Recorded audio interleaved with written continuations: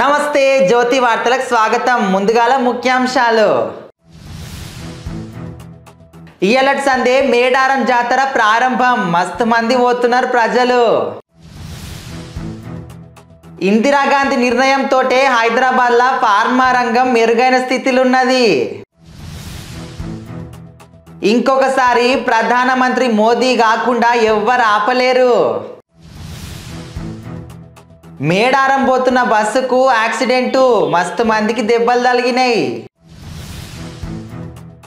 దుబాయ్లా jail శిక్ష అనుభవిస్తున్న 5 మంది తెలంగాణోళ్లకు విముక్తి. జగన్ మీద మండిపడుతున్న పవన్ కళ్యాణ్. వైకాపాకు ఎంపీ వేమిరెడ్డి రాజీనామా. శారదా పీఠానికి సీఎం జగన్ ఎండల మహిళలు. భీమవరం పర్యటనల పవన్ కళ్యాణ్. ఆంధ్రప్రదేశ్లా ఇసుక అక్రమ తవ్వకాలు. ఇక వార్తలకు పోతే ఇయలట్ సందే మేడారం జాతర ప్రారంభమైంది. మస్తు మంది ప్రజలు భారీగా పోతున్నారు. మన దక్షిణ భారతదేశం కుంభమేళాగా పేరు పొందిన మేడారం సమ్మక్క సారక్క మహాజాతరకు మస్తు మంది భక్తులు పోతున్నారు. ఆదివాసీల ఆరాధ్య దైవాలైన వనదేవతలను దర్శించుకొని మొక్కులు చెల్లించుకుంటున్నారు. ఇయ్యాలటి నుంచి 4 రోజుల పాటు సాగే ఈ జాతరకు రాష్ట్ర ప్రభుత్వము అన్ని ఏర్పాట్లు చేసింది. నిన్న సాయంత్రం సమ్మక్క కుమారుడైన జంపన్నను కన్నెపల్లి నుంచి ఆదివాసీ నృత్యాలు, డప్పు సప్పుల మధ్యన గిరిజన పూనకాలు, గిరిజన పూజారులు గద్దెల మీదకి తీసుకొచ్చిండ్రు. పగిడిద్దరాజు, సారలమ్మ, గోవిందరాజులను గద్దెల మీద ప్రతిష్ఠించడం జాతరల తొలి కీలక ఘట్టము. ఇక అందులో భాగంగానే ఇవాళ పొద్దుగాల ములుగు జిల్లా ఏటూరు నాగారం మండలం కొండాయి గుడి నుంచి సారలమ్మ భర్త గోవిందరాజును పూజారులు గద్దెల మీదకి తీసుకొచ్చిండ్రు. కన్నెపల్లి నుంచి సారమ్మను తీసుకొచ్చే ఘట్టం ఇంకా ఎంతో కోలాహలంగా జరుగుతుంది. కన్నెపల్లి గ్రామస్తులైన ఆడపడుచులు సారలమ్మ ఆలయాన్ని ముగ్గులతోటి అందంగా అలంకరిస్తారు. ఆర్థిక ప్రగతికి తమ ప్రభుత్వం కట్టుబడి ఉంటుందంట అని తెలంగాణ సీఎం రేవంత్ రెడ్డి అంటున్నాడు. పెట్టుబడులకు రక్షణ కల్పించడమే కాకుండా లాభదాయకంగా ఉండేటట్లు నిర్ణయాలు తీసుకుంటామంట అని చెప్తుండు. హైదరాబాద్లో సిఐఐ తెలంగాణ ఆధ్వర్యంలో నిర్వహించిన సమావేశంలో మాట్లాడిండు. ఇందిరాగాంధీ విధానపరమైన నిర్ణయం తీసుకొని ఐడిపిఎల్ను ప్రారంభించినందుకే ఫార్మా రంగంలో హైదరాబాద్ మెరుగైన స్థితిలో ఉన్నది. పాలకుల నిర్ణయాలు, విధానాలు రాష్ట్ర ఆర్థిక పురోగతికి తోడ్పడతాయంట అని చెప్పిండు. ప్రజల దృష్టిని మళ్లించేందుకే భారాస కాంగ్రెస్ ఆరోపణలు ప్రత్యారోపణలు చేస్తున్నాయంట అని కేంద్ర మంత్రి భాజపా రాష్ట్ర అధ్యక్షుడు కిషన్ రెడ్డి అంటున్నాడు. ఎన్నికలకు ముందు భారాస ఎమ్మెల్యేల మీద కాంగ్రెస్ ఛార్జ్ షీట్ ప్రకటించింది. ఇక వాటి ఆధారంగా కేసులు ఎందుకు నమోదు చేయలేదంట అని ప్రశ్నిస్తున్నాడు. ముక్తల్లా నిర్వహించిన మీడియా సమావేశంలో మాట్లాడిండు. కాంగ్రెస్ భారాస రెండు కుటుంబ పార్టీలే. ఈ ఎన్నికలలో పోటీకి భారాసకు ఎసొంటి అజెండా లేదు. ఆ పార్టీకి ఒక్క సీటు గిట రాకపోయినా జనానికి వచ్చే నష్టం లేదు. కాంగ్రెస్ పార్టీకి ప్రధాని అభ్యర్థి ఎవరో తెలియదు. ఆ పార్టీ అధికారంలో ఉన్న హిమాచల్ ప్రదేశ్ లా అన్ని ఎంపీ సీట్లు, కర్ణాటకలో 25 సీట్లు భాజపా గెలవబోతున్నది. మళ్ళా ప్రధానమంత్రి మోదీ కాకుండా ఎవ్వరు గిట్లా ఆపలేరు అంటానంటున్నాడు.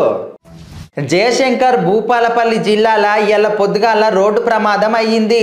ఇక కాటారం భూపాలపల్లి ప్రధాన రహదారి మీద మేడిపల్లి శివారు అటవీ ప్రాంతంలో మంచిర్యాల డిపో నుంచి మేడారం దిక్కు ఆర్టీసీ బస్సును ఎదురుగొస్తున్న బొగ్గు లారీ ఢీకొట్టింది. ఈ ప్రమాదంలో లారీ డ్రైవర్ మస్తు గాయాలైనాయి. ఆర్టీసీ డ్రైవర్తో పాటు కొంతమందికి కొన్ని గాయాలు గిట్లయినాయి. ఇక దెబ్బలు తాకినోళ్లను భూపాలపల్లి ఆసుపత్రికి తీసుకుపోయిండ్రు. ప్రమాద సమయంలో ఆర్టీసీ బస్సులో 50 మంది ప్రయాణికులున్నారు. దుబాయ్లో జైలు శిక్ష అనుభవిస్తున్న 5 తెలంగాణలకు విముక్తి లభించింది. ఓ హత్య కేసులో 18 ఏళ్ల సంధి ఇల్లు జైల్లో ఉన్నారు. నేపాల్కు చెందిన వాచ్మెన్ బహదూర్ సింగ్ హత్య కేసులో ఇళ్లకు తొలుత 10 ఏళ్ల శిక్ష పడ్డది. ఇక తర్వాత దుబాయ్ కోర్టు శిక్షను 25 ఏళ్లకు పెంచింది.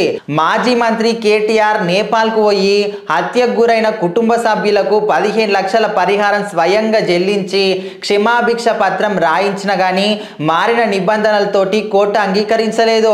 ఇక అనారోగ్య కారణాలను చూపుకుంటా నిందితుల తరపు న్యాయవాదులు మరోసారి ప్రయత్నించిండ్రు. దీనికి అంగీకరించిన దుబాయ్ కోర్టు 7 ఏళ్ల ముందే అలా విడుదల చేసింది.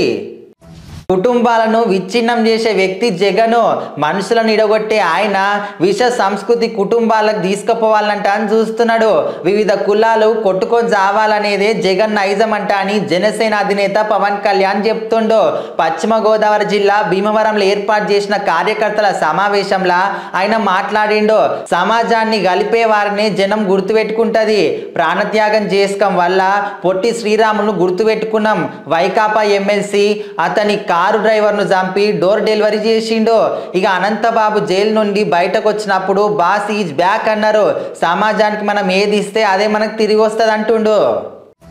వైకాపాకు గట్టి షాక్ తగిలింది. ఆ పార్టీ ముఖ్య నేత రాజ్యసభ ఎంపీ వేమిరెడ్డి ప్రభాకర్ రెడ్డి రాజీనామా చేసిండు. వైకాపా ప్రాథమిక సభ్యత్వంతో జిల్లా అధ్యక్ష పదవికి రిజైన్ చేస్తున్నట్లు పేర్కొన్నాడు. ఈ మేరకు లేఖను పార్టీ అధ్యక్షుడు సీఎం జగన్ కు పంపిండు. దీన్ని తక్షణమే ఆమోదించాలంటానికి ఇట్లా కోరిండు. రాజ్యసభ సభ్యత్వానికి రాజీనామా చేస్తున్నట్లు వేమిరెడ్డి పేర్కొన్నాడు. వ్యక్తిగత కారణాల వల్లనే వైకాపాను వీడుతున్నట్లు ఇట్లా చెప్పిండు. విశాఖపట్నం శారదా పీఠానికి సీఎం జగన్ వస్తున్న సందర్భంగా పెద్ద ఎత్తున డ్వాక్రా మహిళలను తరలించిండ్రు. ఇక సీఎంకు స్వాగతం పలికేందుకు రోడ్ల మీద మండు టెండలను నిలబెట్టిండ్రు. దీంతో వాళ్ళు తీవ్రంగా ఇబ్బందులు పడ్డారు. మాకెందుకురా ఈ గోస, మమ్మల్ని ఎందుకు పట్టుకొచ్చిండ్రు, ఎండలు ఎందుకు నిలబెట్టిండ్రు అంటే అని మస్తు మండిపడుతున్నారు. జనసేన అధినేత పవన్ కళ్యాణ్ భీమవరంలో పర్యటిస్తున్నాడు. ఇక పట్నంలో తెదేపా ముఖ్య నేతలతోటి ఆయన భేటీ అయ్యిండు.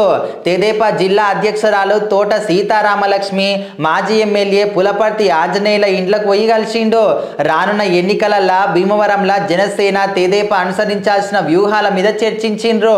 దుష్ట పాలన నుంచి రాష్ట్రాన్ని కాపాడుకోవడమే మనందరి ముఖ్య లక్ష్యం అంట అని చెప్పిండు. ఆంధ్రప్రదేశ్లో ఇసుక అక్రమ తవ్వకాల మీద జాతీయ హరిత ట్రైబ్యునల్ విచారణ చేపట్టింది. ఇక ఇసుక తవ్వకాల మీద కేంద్ర అటవీ పర్యటన మంత్రిత్వ శాఖ ఎన్జిటికి నివేదిక ఇచ్చింది. గుంటూరు, కృష్ణా జిల్లాలలో యంత్రాలతోటి ఇసుక తవ్వకాలు జరుగుతున్నాయంట అని చెప్పిండ్రు. ఇక ఎసొంటి అనుమతులు లేకుండా 24 గంటలు తవ్వకాలు చేపడుతున్నారంట అని ఒక్కో రీచ్లా రోజుకు 2000 టన్నుల మేర తవ్వకాలు కొనసాగిస్తున్నారంట అని చెప్పిండ్రు. ఇక శాటిలైట్ చిత్రాల ద్వారా తవ్వకాల ఆధారాలు సేకరించడమంట అని వివరించింది. ఎసొంటి ఈసీలు లేకుండా తవ్వకాలు చేస్తున్నారంట అని తెలిసింది. గతంలో ఎన్జిటి ఇచ్చిన ఆదేశాలు అమలు కావట్లేదంట అని ఇట్లా పేర్కొన్నది.